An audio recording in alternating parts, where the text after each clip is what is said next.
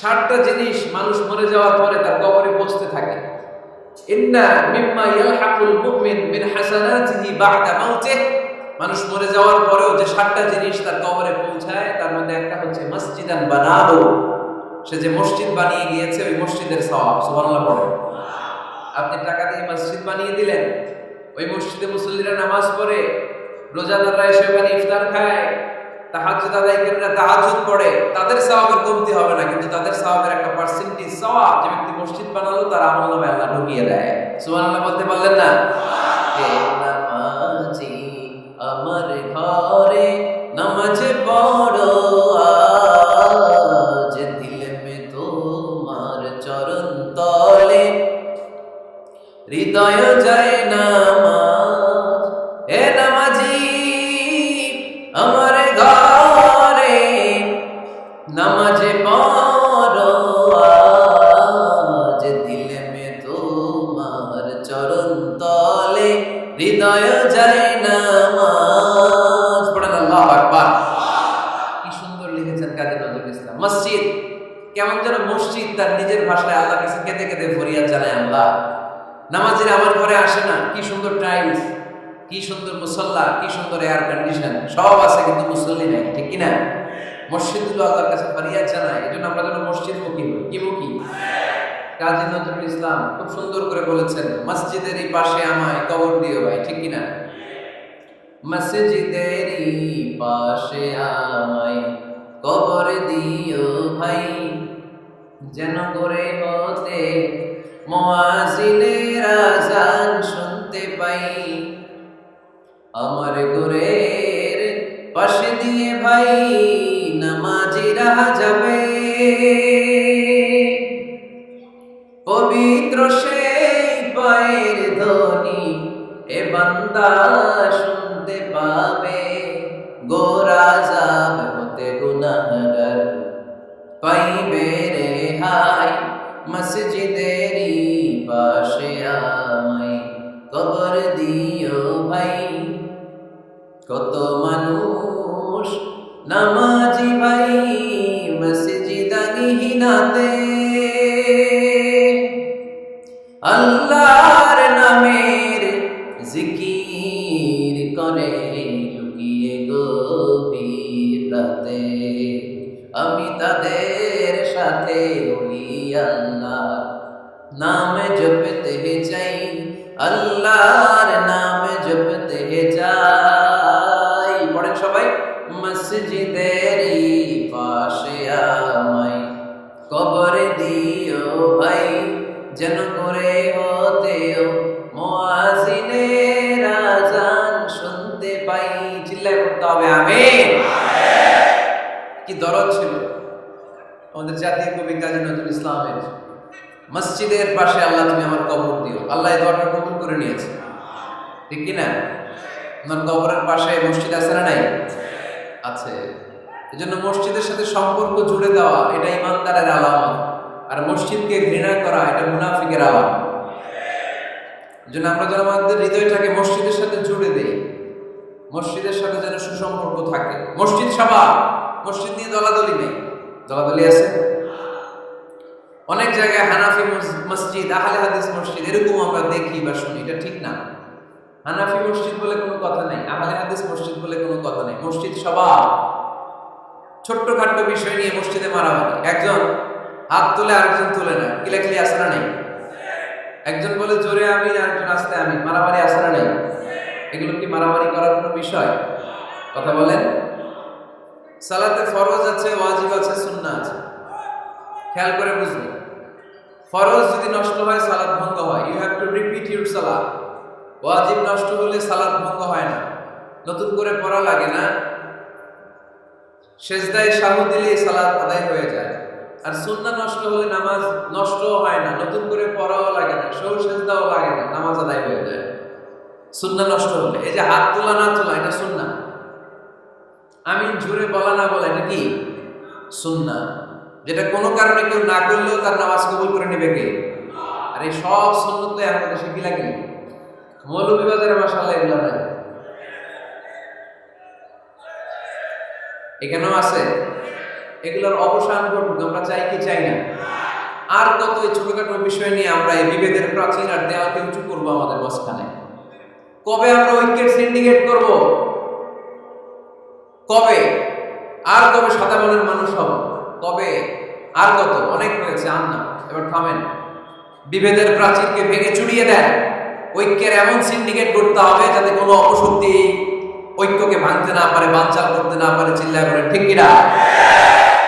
এজন্য মিউচুয়াল রেসপেক্টের দরকার, পারস্পরিক শ্রদ্ধাবোধ সব ক্ষেত্রে, রাজনীতিতে, সামাজিক অ্যাক্টিভিটিসে আমাদের আলেম ওলামাদের মধ্যে পারস্পরিক শ্রদ্ধাবোধের দরকার, মিউচুয়াল রেসপেক্ট। কেউ কাউকে রেসপেক্ট করে না, আমি যেটা করছি এটাই সব, বাকি সব হারাম, এরকম বলে না অনেকে?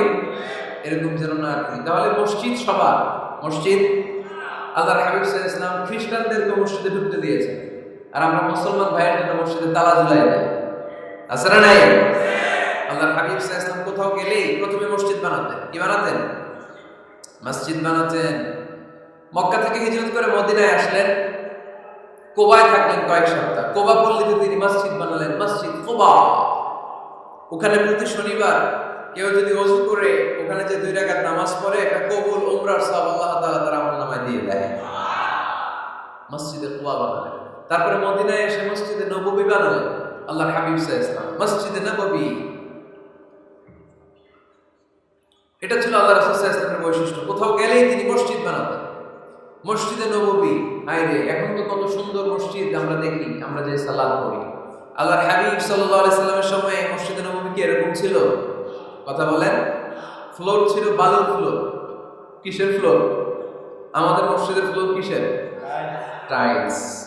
আর আল্লাহ রাসূল সাল্লাল্লাহু আলাইহি ওয়াসাল্লামের মসজিদে নববীর ফ্লোর কিসের? কথা বলেন না। তো আওয়াজ করে উত্তর দেন না কেন? কষ্ট হচ্ছে? দুপুরে খাইছেন না সবাই? কেন খান নাই কেন? রোজা রাখছিলেন? হ্যাঁ, ফজর বাদে আইছি। আচ্ছা ঠিক আছে, ঠিক আছে। আচ্ছা আচ্ছা, সাউন্ড নাই, কথা শোনা যায় না? তো এটা শুনলা কেমনে? জিজ্ঞেস করলাম কথা শোনা যায় না, কয় না। তো এটা শুনলা কি করে? মানে অল্প শোনা যায়, তাই তো? একটু পরে আমার বিদায় ঘন্টা বাজবে, আমি চলে যাব। তোমরা ডিস্টার্ব করতে করতে আমার সময় শেষ। তোমরা ডিস্টার্ব করলে তোমাদের লস, আমি আমার টাইমের 1 মিনিট বেশি যেতে পারবো না, কারণ এখানে আসরের সালাতের আযান শুরু হয়ে যাবে, এরপরে কোনো কথা নেই। আর বক্তব্য লম্বা করা এটা বেদাত। এই বেদাতকে আমি সুন্নাতের মধ্যে আনতে চাচ্ছি। একটা সময়ে একবারে কমায় নিয়ে এত প্রোগ্রাম আমি করতে চাই না। আমি ঘোষণা দিয়েছি আগামী বছর সারা বাংলাদেশে আমার প্রোগ্রাম হবে 50টা। কয়টা? 50টা। এরপরের বছর 30টা, এরপরের বছর 20টা। বিভাগীয় প্রোগ্রাম করলে চলবে না, এক এক বিভাগে যে 2 দিন 3 দিন খালাস। এত দরকার নেই, এত লম্বা চুলের বক্তব্যের দরকার নেই। আধা ঘন্টা চুপ করে শুনেন, কয়েকটা মেসেজ ড্রপ করি, take it with you to your home, then practice and apply in society. নিয়ে যান, আমল করেন, সমাজে কাজে লাগান। সমাজটা আলোকিত করে দিবে কে? খুতাবুকুম তাবিলা সালাওয়াতুকুম কাসীরা। আল্লাহ হাবিব সাল্লাল্লাহু আলাইহি ওয়াসাল্লাম বললেন, কিয়ামতের একটা আলামত, কিয়ামতের আগে তোমাদের বক্তব্য হয়ে যাবে লম্বা, সালাত হয়ে যাবে খাটো। সালাতের পরে তাসবিহ পড়তে চায় না, ব্যস্ত, মহা ব্যস্ত, সুপার বিজি। কোত্থেকে আসলে এই ব্যস্ততা? আপনি রবের সাথে মুনাজাত, না যাই না জীবনাজাত, আপনার রবের সাথে একাকী নীরবে কথা বলতে মনে চায় না আপনার? তাতে তারা কিছু ধীরে স্থির হন, একটু স্থির হন, একটু মনোদৈহিক প্রশান্তি অর্জনের চেষ্টা করুন। সব সময় ব্যস্ত থাকি, উচ্ছৃঙ্খলা, এগুলো আমাদেরকে শেষ করে দিয়েছে। এজন্য লম্বা চড়া বক্তব্য ঠিক না। বক্তব্য শুনতে আমাদের ভালো লাগে, আমার করতে ভালো লাগে। বক্তব্যটা শেষেই সিগারেট ধরে, আসলে নেই। মাহফিল শেষেই বিড়ি ধরে, কয় চমৎকার ওয়াজ করছেন হুজুরে। ওয়াজটা সেরকম হয়েছে, অনেক কণ্ঠ সুন্দর হুজুরের। এতদিন ইউটিউবে দেখছি, আজকে সরাসরি দেখিয়েছি। আসলে নাই ঠিক কি লাভ হয়েছে? লাভটা হয়েছে কি? এই যে মাহফিল শেষে বিড়িটা ধরাইলেন আর গেলেন, কোনো লাভ হয় না। এগুলো থেকে বেরিয়ে আসতে হবে। বছরের পর বছর আমাদেরকে শেখানো হয়েছে একভাবে, কেউ এই পরিবর্তনের আওয়াজ তোলে নাই। আওয়াজ আপনাকে তুলতে হবে। আওয়াজ তোলার জন্য এত মানুষ লাগে না, আপনি একাই যথেষ্ট। আপনি দাঁড়ান না সামনে, দেখবেন আপনার সামনে কেউ টিকে থাকতে পারবে না, ঠিক কিনা? কিন্তু আপনার শক্ত সিদ্ধান্ত লাগবে, পরিবর্তনের জন্য শক্ত মানসিকতা লাগবে। যে আমি পরিবর্তন করতে চাই, উই হ্যাভ টু চেঞ্জ। যুগ জামানা পাল্টে দিতে চাই না অনেকজন। এক মানুষই আনতে পারে জাতির জাগরণ। এক মানুষই বিপদকালে বাঁচায় কাফেলা, ক্ষুদ্র ডিঙি বাঁচায় জাহাজ অসীম দরিয়ায়।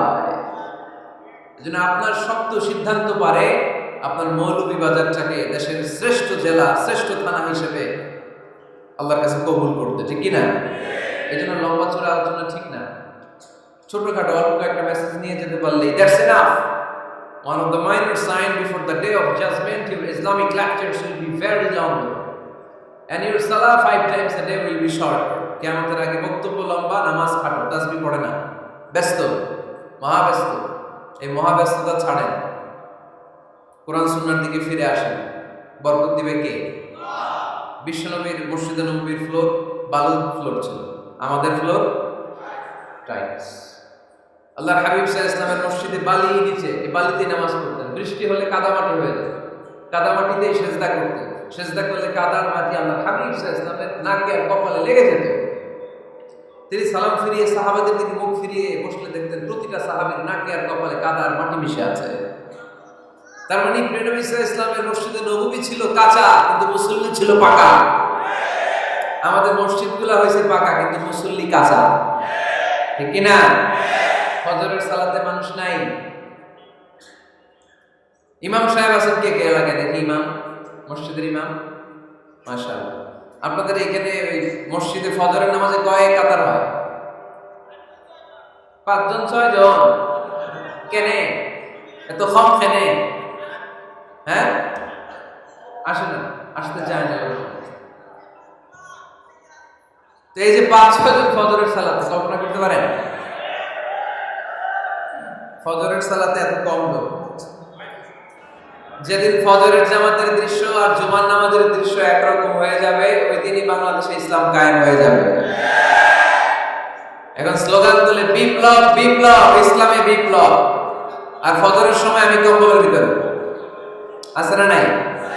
কোনো বিপ্লব হবে না। ফজরের নামাজ জামাতে পড়ুন, সকালটারে বরকতময় করে দেবে কে? আল্লাহর হাবিব সাল্লাল্লাহু আলাইহি ওয়াসাল্লামের মসজিদ ছিল সবার জন্য উন্মুক্ত, এখানে সবাই আসতে পারত। এজন্য মসজিদ হবে সবার। আমরা মসজিদের আবাদকারী হতে চাই। এজন্য রব্বুল আলামিন বলেন, ইন্নামা ইয়া'মুরু মাসাজিদাল্লাহি মান আমানা বিল্লাহি ওয়াল ইয়াউমিল আখির ওয়া আকামাস সালাতা ওয়া আতাজ যাকাতা ওয়া লাম ইয়াখশা ইল্লাল্লাহ ফাআসা উলাইকা আন ইয়াকুনু মিনাল মুহতাদিন। সুবহানাল্লাহ পড়েন। রব্বুল আলামিন বললেন, মসজিদের আবাদকারী হবে তারা যারা আল্লাহর প্রতি ঈমান আনে, আখিরাতের প্রতি ঈমান আনে, যারা সালাত কায়েম করে, যারা যাকাত আদায় করে, যারা দুনিয়ার কাউকে ভয় পায় না, ভয় পায় একজনকে। চিল্লায় বলেন তিনি কে?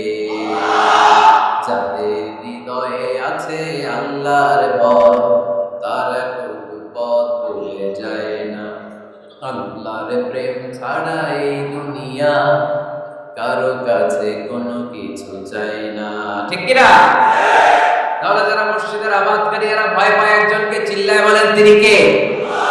মসজিদের আবাদকারীদের প্রথম গুণ, তারা আল্লাহ বিশ্বাস করে, তারা আখিরাতে বিশ্বাস করে, তারা সালাত কায়েম করে, তারা যাকাত আদায় করে, তারা আল্লাহ ছাড়া পৃথিবীর কাউরে ভয় পায় না। আল্লাহ বলেন, ফাআসা উলাইকা আন ইয়াকুনু মিনাল মুহতাদিন। আশা করা যায় তারাই হলো হেদায়েতের রাস্তার উপরে আছে, ঠিক কি না? তারাই মসজিদের আবাদকারী, যারা মসজিদে যায়, সালাত আদায় করে। এখন মসজিদের আবাদকারী আপনি হতে চান, আপনি মসজিদে যান না, আপনি আবাদকারী হতে পারবেন? মসজিদের অনেক সভাপতি আছে, মসজিদে যায় না, আছে না নাই? মৌলভীবাজারে এই সমস্যা বোধহয় নাই। মসজিদের সেক্রেটারি মসজিদে যায় না, আছে না নাই? তাহলে হইল, এটা হইল, এটা মেনে নেওয়া যায়? এই জন্য সভাপতি সাহেব, আপনি কষ্ট করে মসজিদ বানিয়েছেন, মসজিদে যাবেন। এই কথা বলুন কেন? এত দিকে বিশৃঙ্খলা হলে কেমন হবে? বসেন আর অল্প কয়েক মিনিট। সভাপতি সাহেব, আপনি মসজিদে যাবেন। সেক্রেটারি সাহেব, আপনি মসজিদে যাবেন। তাহলে আপনি সঠিক মসজিদের আবাদকারী হবেন, ঠিক কিনা? আমরা মসজিদের আবাদকারী হতে চাই, ইনশাআল্লাহ। পড়েন, উমরানুল মাসাজিদ, মসজিদের আবাদ কি করে করতে হয়? মসজিদ আবাদ করার এক নাম্বার মাধ্যম হচ্ছে